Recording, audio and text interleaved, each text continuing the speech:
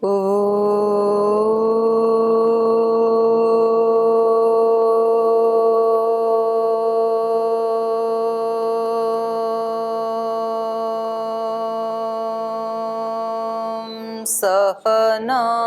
भवतु सहनौ भुनक्तु सह वीर्यं करवावहै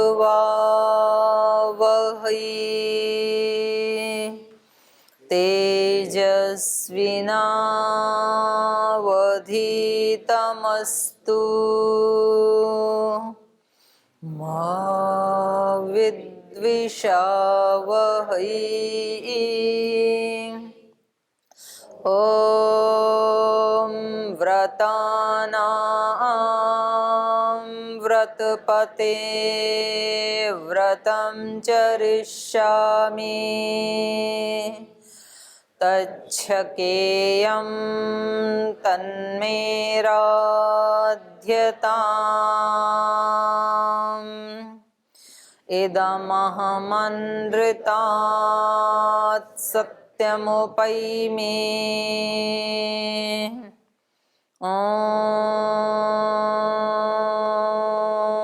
शान्ति शान्ति शान्तिः।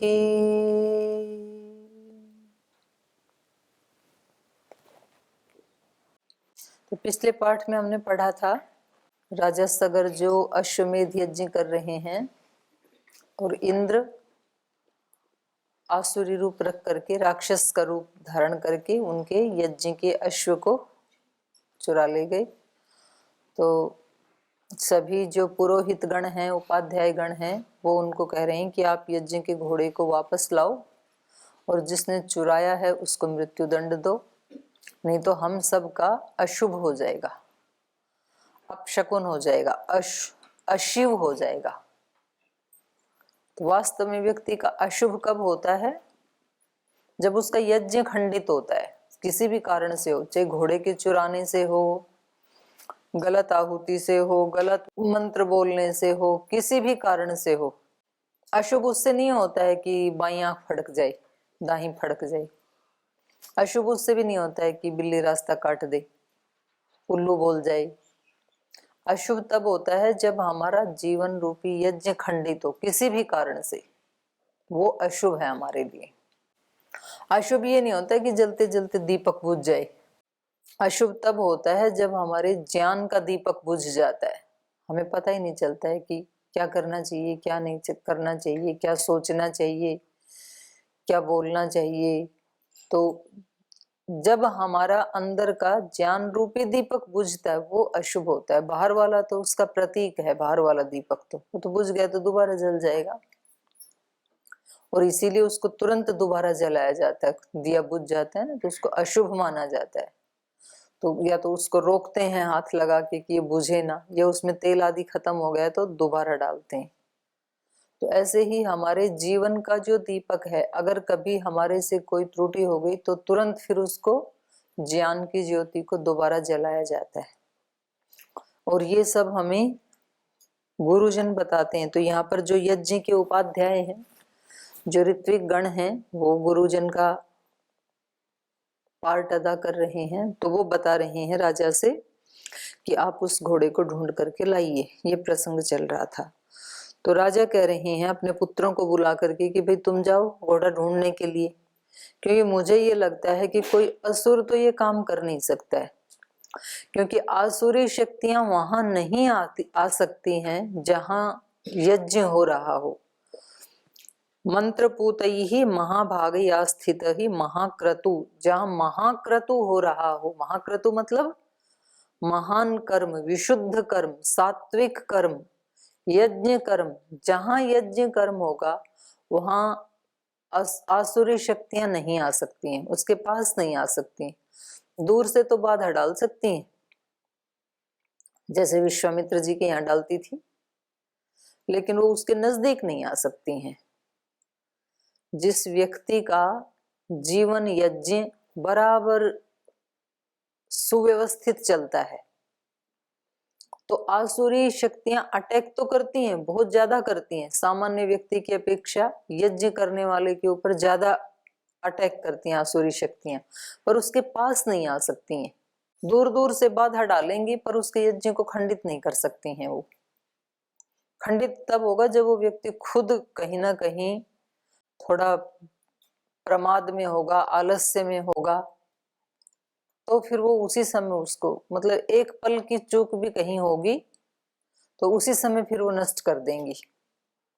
तो जैसे ही कोई व्यक्ति अपने जीवन में कहता है कि मैंने सत्य का व्रत धारण किया है, मैंने अहिंसा का, ब्रह्मचर्य का, शौच संतोष का व्रत धारण किया है, तो हमारे जीवन में ऐसी परिस्थितियां आएंगी कि जो हमें झूठ बुलवाने पे बाधित करेंगी, जो हमें अशांत होने पर बाधित करेंगी, जो हमें प्रलोभन दे करके भोगों की तरफ जाने के लिए बाधित करेंगी। तो ऐसी ऐसी परिस्थितियां आएंगी हमारे, और जो साधना करने के लिए आगे बढ़ेगा उसके जीवन में और ज्यादा आएंगी। परीक्षा तो होनी चाहिए ना, क्यों ना हो।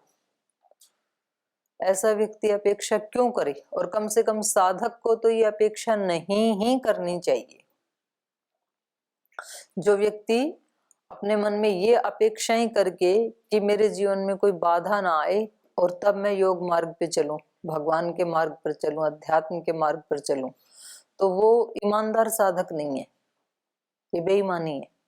क्यों ना आए बाधाएं आपके जीवन में, जब सबके जीवन में आती हैं। जब एक घड़ा भी खरीदा जाता है तो उसको कैसे ठोक बजा के देखा जाता है, तो हमें क्यों ना ठोक बजा के देखा जाए, क्यों ना आए बाधाएं हमारे जीवन में। तो साधक को तो ऐसे सोचना ही नहीं चाहिए कि कोई प्रतिकूल परिस्थिति ना आए। प्रतिकूल में ही तो परीक्षा होनी है साधक की, अनुकूल में तो सभी साधक ही हैं। प्रतिकूल परिस्थिति आने पे भी जो अपने कर्तव्य को नहीं छोड़ता है तो वो परीक्षा में पास माना जाएगा। अनुकूल में अपने कर्तव्य का पालन करे, प्रतिकूल परिस्थिति आते ही छोड़ के भाग जाए तो फिर वो फेल माना जाएगा, तो फिर पास नहीं है। तो इसलिए स्वामी विवेकानंद भी कहते थे कि आप भागो नहीं, जागो। बंदर पीछे लगे थे ना उनके, तो उन्होंने कहा कि किसी ने कहा उनको कि आप भागो मत, इन बंदरों का स्वभाव ऐसा होता है कि आप डट जाओ, जहां हो वहीं खड़े हो जाओ, और आप इनको पत्थर मारो मत, एक्शन करो केवल मारने का, क्योंकि आपको मारना तो है नहीं और पत्थर है भी नहीं आपके पास। तो उन्होंने झूठ मूठ नीचे झुक करके ऐसे उठाने का और फेंकने का एक्शन किया और बंदर भाग गए। तो हमें अपने जीवन की जो बाधाएं हैं या हमारे जीवन में जो बाधा देने वाले लोग हैं, उनका हमें किसी भी प्रकार से अहित तो नहीं करना है, उनको मारना नहीं है, लेकिन मारने का एक्शन करना होता है उनको रोकने के लिए। कभी कभी उनको रोकना है तो इसलिए भागना समाधान नहीं है। प्रतिकूल परिस्थिति आई उस समय डट जाना, ये साधक की पहचान होती है। और वहां डटने पर कभी कोई चोट भी लग जाए, कहीं आपको कोई पीड़ा भी हो जाए तो वो ठीक हो जाएगी थोड़े दिन में, कोई बात नहीं है, लेकिन तो भी भागना नहीं है। तो ये प्रसंग चल रहा था, तो इन्होंने कहा कि ये जरूर किसी छलवादी देवता का काम लगता है मुझे तो, क्योंकि कोई असुर नहीं आ सकता है यहाँ पर महाक्रतु में।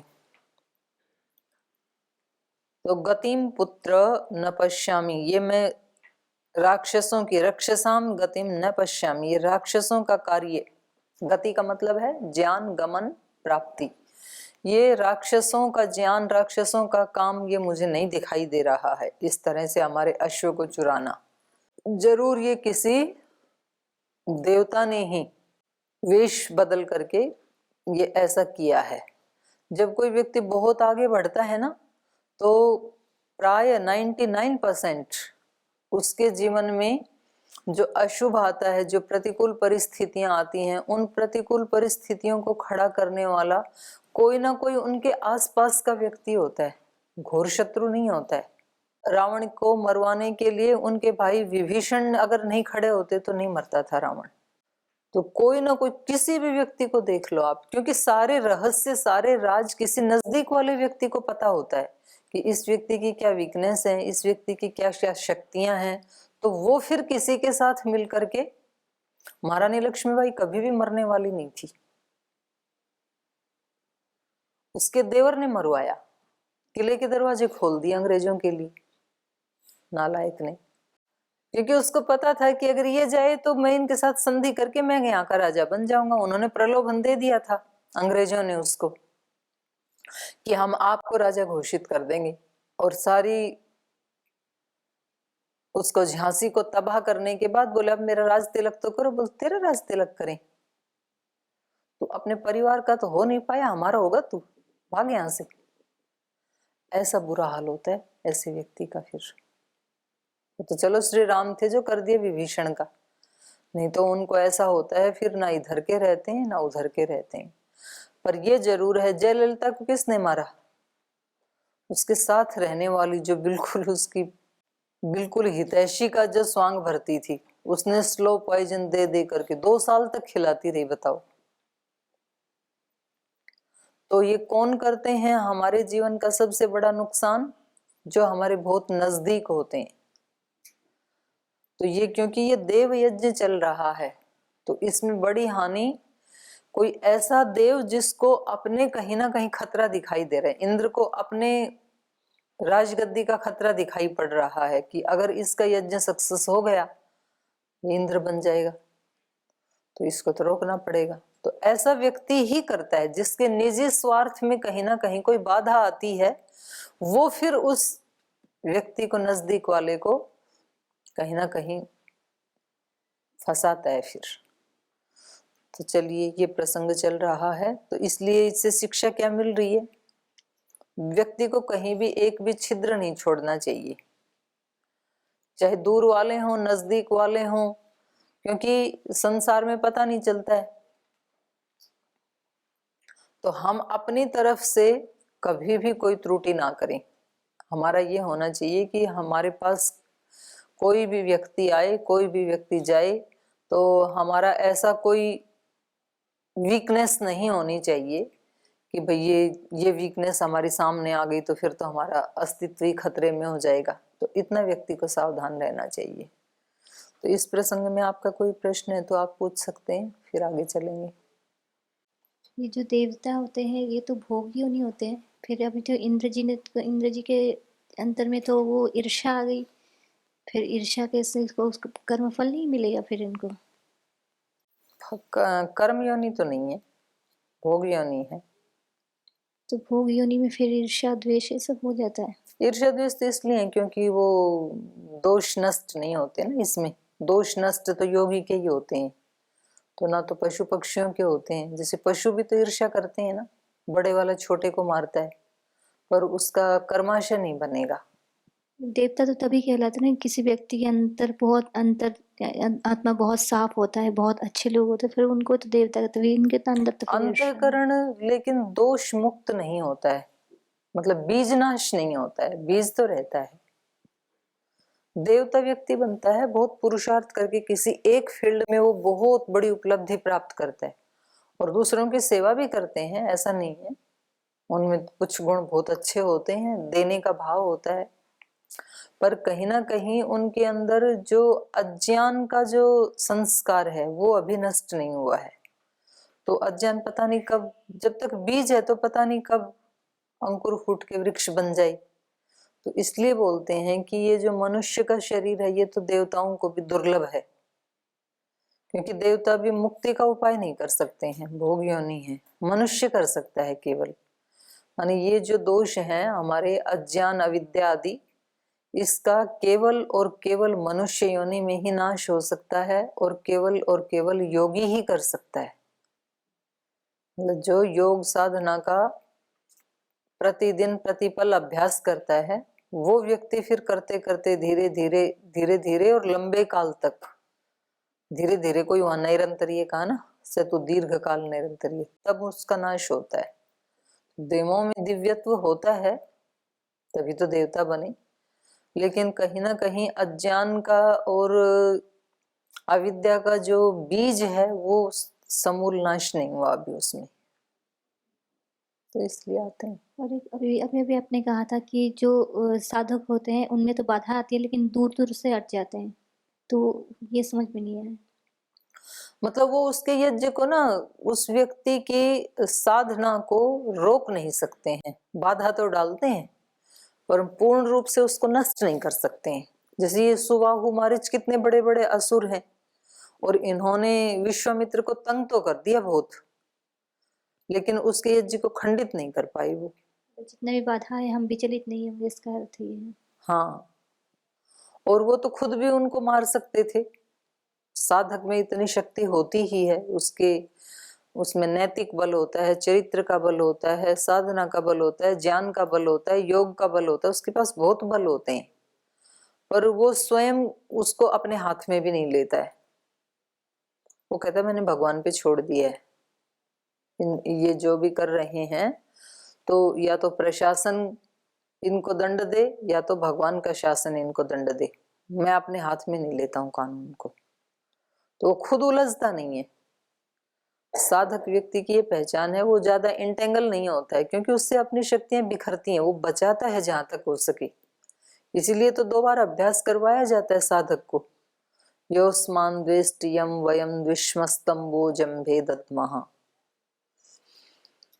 मतलब कहीं आप कह सकते हैं तो आपको अपनी बात कह देनी चाहिए, और कहीं ऐसी परिस्थिति आप नहीं कह सकते तब भगवान को कह देनी चाहिए। तो 2 बार वो ही कहा जाता है। ऐसा नहीं हो कि भाई आप युद्ध करने लग गए तो फिर तो आपकी शक्तियां बिखर जाएंगी, तो भगवान को बोल दो। या आपको ये लगता है कि भाई इस व्यक्ति को हम कह सकते हैं, वो हमारी बात को सुनेगा, उसको समझेगा, तो वो छोटा भी हो सकता है बड़ा भी हो सकता है, तो फिर कह देनी चाहिए अपनी बात, पर अंदर नहीं रखना है। उस दिन श्रद्धेय स्वामी जी आए थे तो मोक्ष की बहुत सारी बातें चली। तो कुछ स्वामी जी ऐसे पूछ रहे थे कि किसको मरने के बाद मोक्ष चाहिए और किसको जीते जी मोक्ष चाहिए। तो 2-4 भाइयों ने कहा कि हमें मरने के बाद मोक्ष चाहिए। फिर श्रद्धेय स्वामी जी पूछ रहे कि इसके बाद क्या करोगे? तो उसका जवाब उनके पास नहीं था। मेरे को भी ऐसा लगता है मतलब जीते जी हो जाए तो वही अच्छा है। तो ऋषियों ने जो कहा कि अच्छा और बुरे का ऑप्शन ही नहीं है वहां पे। मोक्ष जब भी होगा जीते जी ही होगा।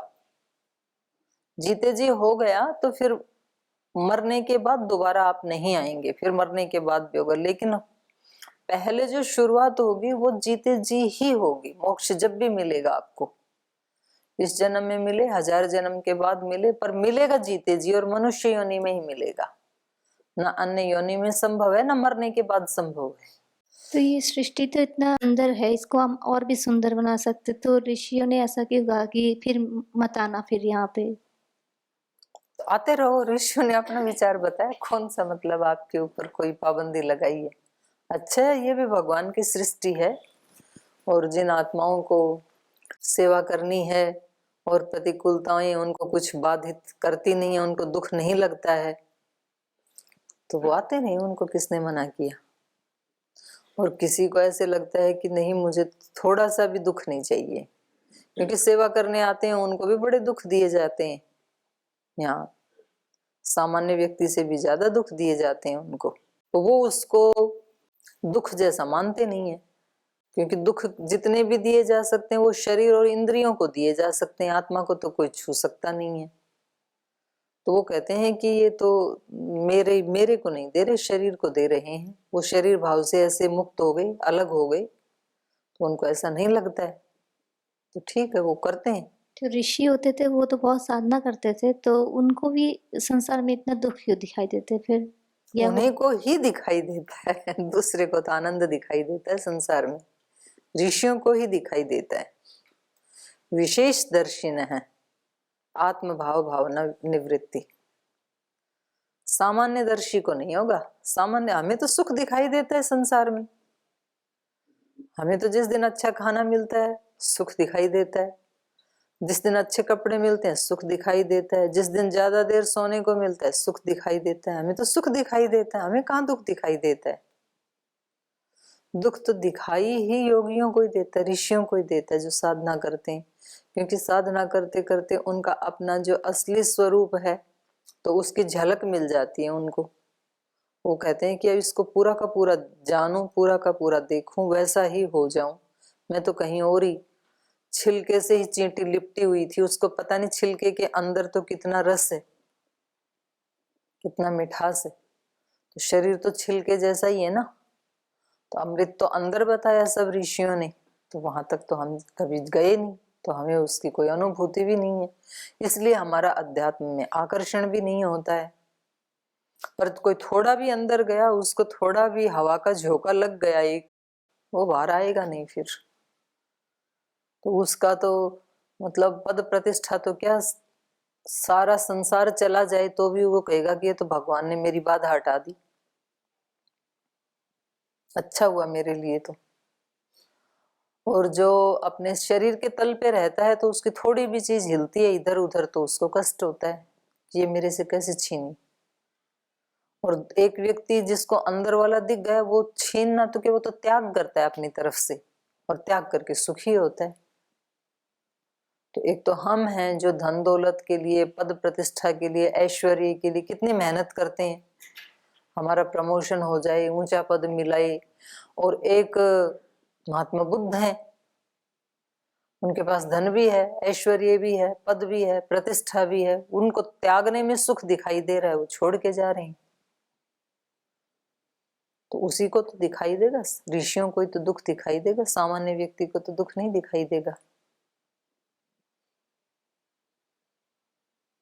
आपकी क्या सलाह है? संसार में रहना है, अच्छा है संसार में, मतलब अच्छे-अच्छे काम करे, ऐसे गुरु मिले हर जन्म में तो मनुष्य ठीक है, मेरे को ऐसा लगता है मतलब। बस तो आप क्लियर हो गया। बड़े अच्छे अच्छे काम करते रहो, आनंद से रहो, ज्यादा चक्कर में क्यों पड़ना है। पर आनंद भी तो जितना आज है आपके पास, अगर वो बढ़ जाए कई गुना तो कोई हर्ज है क्या? तो उसको बढ़ाओ। दो ही तो रास्ते हैं ना, एक तो किसी को यदि दुख है, आज उसको दुख की अनुभूति हो रही है कि जी ये भी दुख है, ये भी दुख है, तो उसको प्रयास करना चाहिए दुख को हटाने का। एक व्यक्ति का अनुभूति है तो मुझे कोई दुख नहीं है, सात्विक जीवन जी रहे हैं, आनंदित हैं, खुश हैं, तो उसको अपने आनंद को बढ़ाने का प्रयास करना चाहिए कि और बढ़े। थोड़े में संतोष क्यों करें? यो वही भूमा तत्सुखम, भूमा की कामना करें हम। आनो भद्रा कृतो यंतु विश्वतः परिभूरसी, चारों तरफ से भद्र आए, एक तरफ से क्यों आई? तो लगे रहना है, लेकिन जब तक शरीर है तो उसमें निठल्ला नहीं बैठना है, ठीक है? माता को दे दो पीछे। जीते जी मोक्ष क्या है, मुझे उसकी परिभाषा बताएं। जीते जी मोक्ष है कि जो भी आप काम कर रहे हो ना, उसमें आपको 100% आनंद आना चाहिए। जो भी आप कर रहे हो, आपको ये नहीं लगना चाहिए कि मैं ऐसे बैठी हूं ये तो मोक्ष का उपाय है, और जो खाना बना रही हूं तो ये निपटाना पड़ेगा, झाड़ू पोछा लगा रहे, उतना ही आनंद आना चाहिए जितना आपको इस क्लास में आता है या ध्यान में आता है, उपासना में आता है, उतना ही आनंद आपको हर काम में आने लगे। चित्त हमारा समता में ठहर जाए, यही आनंद की स्थिति है, यही योग की स्थिति है। नहीं, कोई फर्क नहीं है, बिल्कुल नहीं लगेगा। जो सुख पायो राम भजन में, सो सुख नाही अमीरी में। अमीरी में कहाँ सुख है? अमीर तो बहुत परेशान है माता। तो दुख अमीरी गरीबी से नहीं होता है, दुख अज्ञान से होता है। तो हमें दूसरे क्या कह रहे हैं इसको सुनने की आवश्यकता नहीं है, हमें क्या चाहिए वो बिल्कुल क्लियर होना चाहिए, व्यक्ति का एजेंडा अपने जीवन का। जैसे खाने का एजेंडा हमारा बिल्कुल क्लियर है, हमें शराब नहीं पीनी, नहीं पीनी, चाहे कोई 50 लाख रुपए की एक बोतल दे आप लोगों को, ये तो बहुत कीमती है, तो पी लोगे क्या? है क्यों? एजेंडा क्लियर है ना। आपको कोई कहे कि ये मांस तो बहुत स्वादिष्ट है, खा लोगे क्या? क्लियर है एजेंडा, कितना भी बढ़िया क्यों ना हो, नहीं खाना, नहीं खाना। तो ऐसे अपने जीवन का भी एक एजेंडा होता है, मेरा जीवन ऐसा होना है, ऐसा नहीं होना है, बस इतनी तो बात है। वो क्लियर होना चाहिए, उसको आनंद से जीना चाहिए। कोई भी जिम्मेदारी मिली है वो सब उसको करते हुए एक जीवन हंसता नाचता खेलता पुष्प की तरह खिलता हुआ ऐसा जीवन होना चाहिए व्यक्ति का। ये नहीं मतलब उसी काम को कर भी रहे हैं, रो धो भी रहे हैं, वो ठीक नहीं है। फिर महाराज जी ने अपना योग का, आयुर्वेद का, आचार्य जी ने अपना रास्ता एक चुना, उसमें हमने पूर्ण आनंदित रहे। रोजाना नई नई खोज, नए नए उपकार, नई नई सेवाएं, इतना तरंगित जीवन है कि रोजाना कुछ 100, 50, 1000, 2000, लाख लोगों को, करोड़ों लोगों को खुशियां देते हैं। मतलब डायरेक्ट रूप से कुछ 100 लोग उनके साथ होते हैं जैसे योगग्राम में, इनडायरेक्ट रूप से आस्था संस्कार के माध्यम से, फेसबुक के माध्यम से करोड़ों लोग सुबह उठते ही पहले सुनते हैं, उनको देखते हैं। तो जिस व्यक्ति के अपने जीवन में खुशियां होंगी उसको तो फिर हजारों लोग उसके पास आएंगे। कहीं फूल खिलेगा, वो जंगल में भी क्यों ना खिल जाए, मधुमक्खी वहां जाएगी उसकी गंध को ढूंढते ढूंढते। तो हमें ये चिंता नहीं करनी चाहिए कि जी हम कुछ ऐसे बने कि इतने लोग हमारे को सुने, हम नहीं। आप उन लोगों की चिंता ही छोड़ दो, कितने लोग आपके पास आएंगे, कौन आपको सुनेंगे, आप वैसे बन जाओ। आप शहद बनोगे, चींटी आपको ढूंढ लेगी, आपको ढूंढने की जरूरत नहीं है उनको। आप शहद बनने की कोशिश करो, आप फूल बनने की कोशिश करो। आप घर में भी रहते हैं ना, बोले जी हम तो सन्यास तो लिया नहीं, घर में रहते हैं, हमें कौन ढूंढने आएगा, हमें तो सब लोग सामान्य व्यक्ति मानेंगे। जब आप असामान्य बनेंगे तो लोगों की क्या औकात है कि वो आपको सामान्य माने। सूरज को कोई छिपा सकता है? जिस व्यक्ति ने साधना की, आत्म साक्षात्कार किया, वो चाहे गृहस्थ में रहे चाहे सन्यास में रहे, वो ढूंढ लिए जाते हैं। ये चरित्र की हवा ऐसी है कि वो चारों तरफ फैलती है अपने आप। और नहीं तो आप कितने भी माइक लगा लगा के बोलोगे, आपको सुनेगा कौन? जब तक अंदर से व्यक्ति नहीं निखारेगा अपने को। इसलिए ज्यादा फोकस खुद को निखारने में होना चाहिए व्यक्ति का, और उसमें वो पूर्ण तृप्त रहता है। कोई दूसरा उसको सुने ना सुने, उसके आनंद ले ना ले, उसको परवाह भी नहीं रहती है, वो पूर्ण तृप्त होता है। और अंदर से यदि साधना नहीं की तो फिर उसको टेंशन होती है कि मैंने इतना बढ़िया मंच बनाया, इतना अच्छी क्वालिटी का माइक लगाया, यहाँ इतना अच्छा टेंट लगाया, ये सुनने के लिए कथा में 100 लोग आए हैं, ऐसे कोई फंक्शन होता है? उधर देखो श्रद्धेय स्वामी जी महाराज का कार्यक्रम देखो, उसमें एक जगह वो कहीं आते हैं तो 10, 15, 20, 30 हजार, 50 हजार लोग आ जाते हैं। तुमने क्या यहाँ कोई पंपलेट बांटे नहीं, कुछ किया नहीं? अरे मेरे भाई, इस पे क्यों झुंझला रहा है तू? तेरी पात्रता इतनी है। अब ये बेचारे क्या करें, इन्होंने तो टेंट अच्छे ही लगाए थे, पंपलेट भी बांटे ही थे, आपके नाम से कोई सुनने नहीं आता है तो वो क्या करें? स्वामी जी आते हैं तो उनके बारे में बिना पंपलेट बांटे भी पता चल जाता है, तो लोग आ जाते हैं अपने आप।